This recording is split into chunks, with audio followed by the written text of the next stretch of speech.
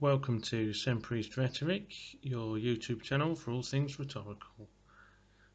Now, while in other videos I shall be taking a systematic look at the ancient rules of rhetoric and highlighting examples from famous poets and playwrights such as Shakespeare and so on, in this series of videos I want to look at contemporary examples of rhetoric, or the lack of rhetoric perhaps, from recent political interviews on television and radio and so on. And just to highlight exactly what they're doing, this isn't a political commentary, but if you are just interested in the interviews, the political debates, I think it could still be worth watching. So in the last 2 to 3 years, I, like many people, have been watching with keen interest and some trepidation the many interviews and debates on Brexit. What's actually quite upsetting for me, apart from the political ramifications of the whole thing, is actually just watching and listening to the real lack of skill in the art of talking, the art of rhetoric. Rhetoric, of course, has a very sort of negative connotation now. You never really hear it in a positive light, and I would like to, in my other videos, talk about rhetoric in that positive light. But probably these series of videos won't be too positive. It really seems like in the last few years, especially since this whole Brexit thing has been going around, it's like public speaking has just completely died, if it wasn't dying already. Anyway, so today I'd like to take one example from one particular interview, and that interview was a very recent interview, Andrew Neil versus, if you like, Boris Johnson. He did interview Jeremy Hunt as well, but I'd like to just play one example from the Boris Johnson interview and then I'll come back. Thank you.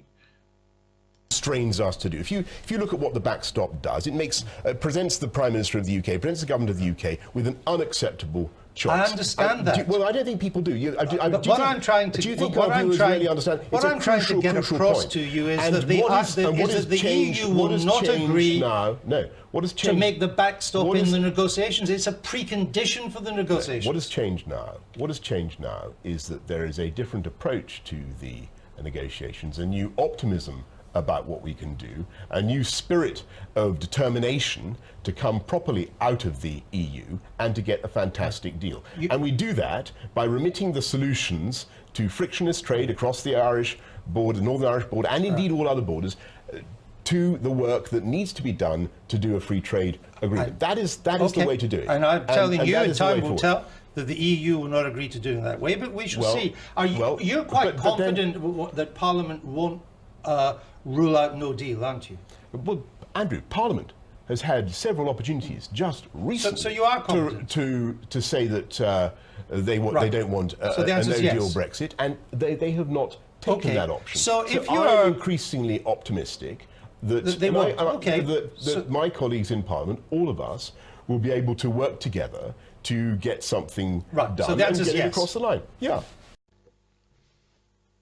So, like a lot of these interviews and debates, I found some parts of it quite funny, but also extremely frustrating to listen to it as well. The interview was about 30 minutes long. I think both Hunt and Johnson got 30 minutes each, and they basically just say the same thing that they said in all the other TV interviews, in the hustings. They just repeat the same thing basically. They've got 3, 4, 5 various points that they want to make, and whether the question is actually about the things that they want to say. They just sort of say it anyway.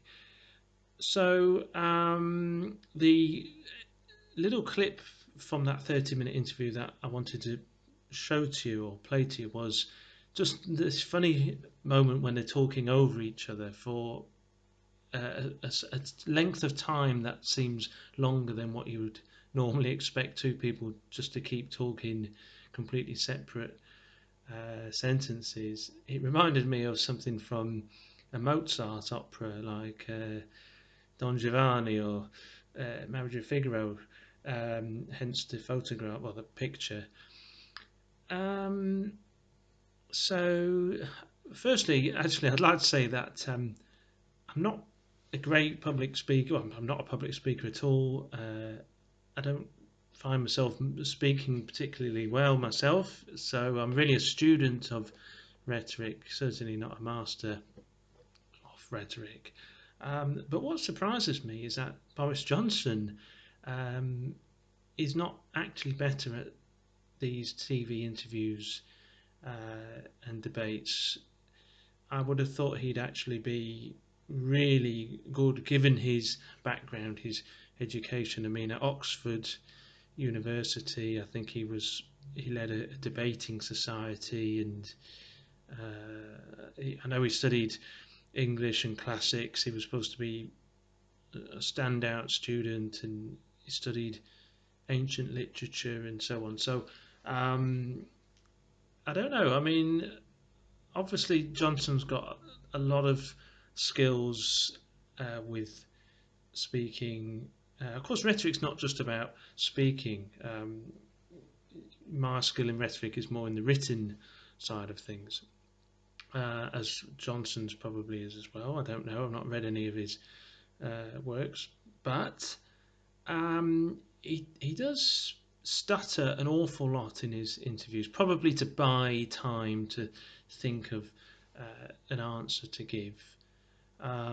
Also, yeah, he just basically repeats everything over and over again.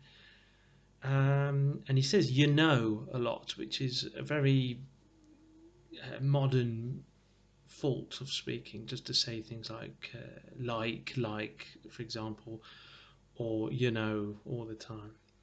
Anyway, so in this moment when they're talking over each other, it made me think this is something quite not new, because I've heard this quite a few times, but it did make me think a bit, because in these interviews, debates, whatever it is, there's only a finite amount of time that you can speak for. Eventually time runs out, and that's the end of the interview, and Johnson can go home or whatever. And so it's not just the fact that he deviates from the original question. In this interview, quite a few times, Andrew Neil says, "No, you will answer my questions, not the questions that you want to be asked." And he stops him from deviating and going off on a tangent all the time.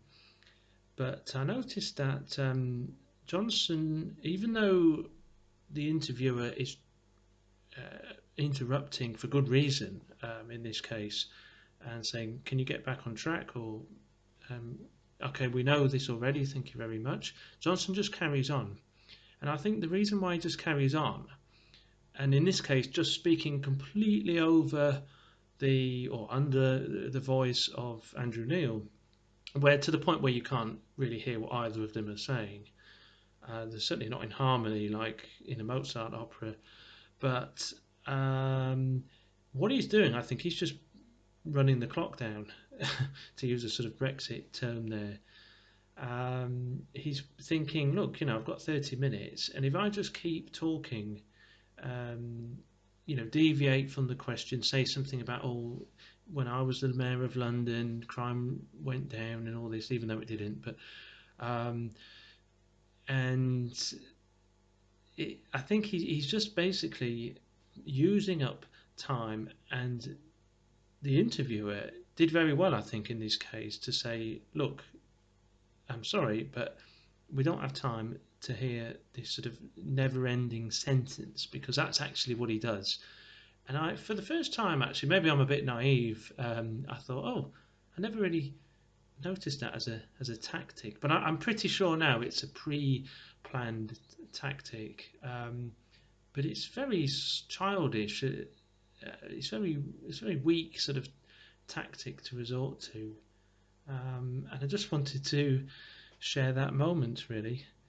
Well, I'll be back in future, I'm sure, with another clip, and I'll comment on that one.